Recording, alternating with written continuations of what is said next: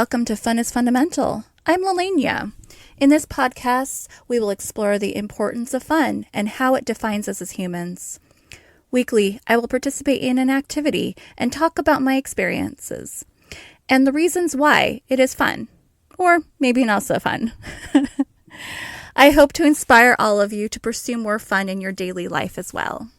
Let's start. Welcome to our inaugural episode. I'm so excited to be here. I guess I'll start by introducing myself. I'm Lelania. I've been a Montessori preschool teacher for the last 9 years. And I found myself being around all these little people who always are having fun. And I was just not having a lot of fun myself. And this was really especially obvious during the pandemic, which is still happening, but let's hope towards the end of it. But it just was more and more obvious, and I was getting more and more depressed, being like, I miss my friends. I am just sad all the time. I'm sure everyone can identify with that and appreciate that.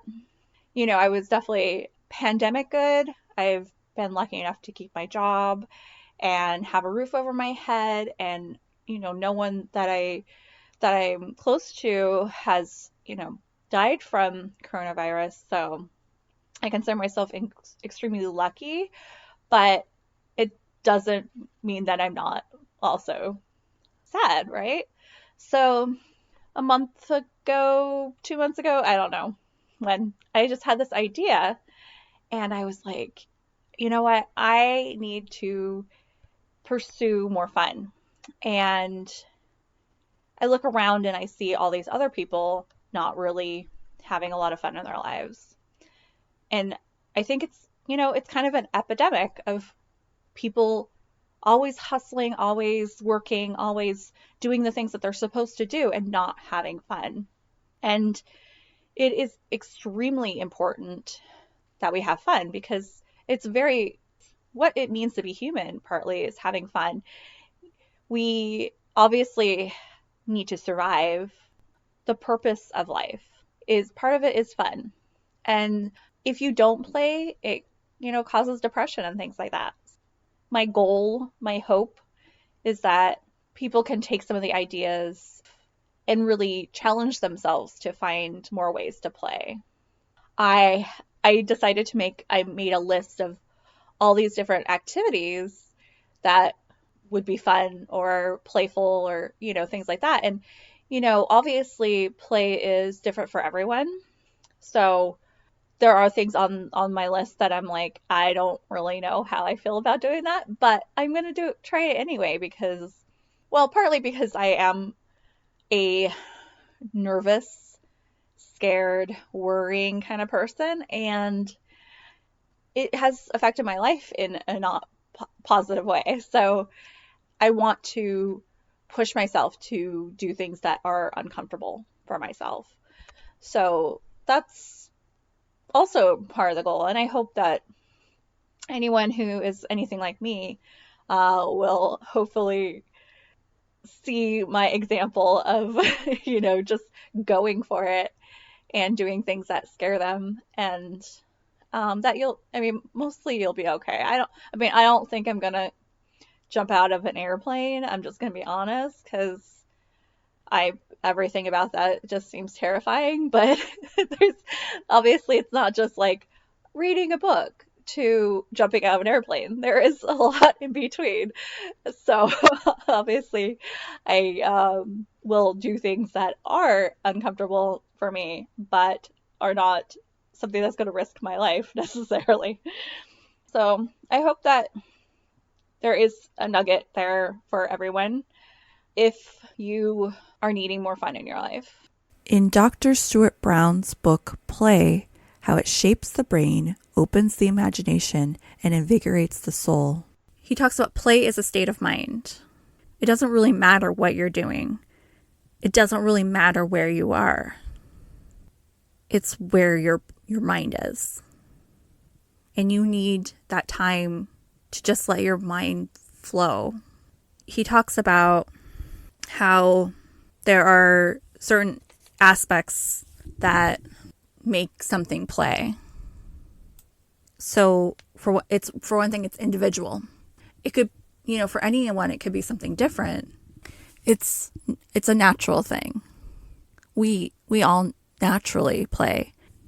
It's also apparently purposeless. Play can be a part of something that has a point and a purpose. Play is voluntary. No one's forcing anyone to play. But generally you should want to play, right? Play has inherent attraction. It's something you want to do. Play also has freedom from time, meaning you can get into the flow. You don't think about how much time it's been. You'll look up and an hour's gone by and you're like, what? It feels like it's only been 5 minutes. This has been so great. Oh, I love that feeling when time just flies, when you're not thinking, how much longer do I have to be here? It's such a great feeling to just be in the moment and to just let time flow and to not have any worries or anything. This next point, I feel like is really important for me and maybe for other people. The diminished consciousness of self. I definitely get so stuck in my head, in my thoughts, and thinking about myself, and I've gone to parties and not really had fun because I'm so busy thinking like, what does this person think of me when I'm having a conversation with them, and not really thinking about what they're saying. And it's just very self-absorbed. And I just, I find that I'm not really engaged in having fun because I'm so busy thinking about, I look fat in this dress, or oh, my hair looks terrible tonight, things like that, where I'm just thinking all these negative self-thoughts instead of being engaged in a conversation and having fun and laughing. I mean, this is usually with people. If I'm at a party with people that I don't really know so much, when I'm with people that I know really well, this doesn't happen, and I can really let go and have fun. But if I am at a party and I only know a couple of people and I end up talking to strangers, then I start, these thought patterns start happening, and it's really not pleasant and not fun. And so the diminished consciousness of self is definitely a big important component to getting into the flow of play that is often missing for me, and definitely part of what I'm seeking by putting myself in more situations of fun and play. The next point that he makes is that there's improvisational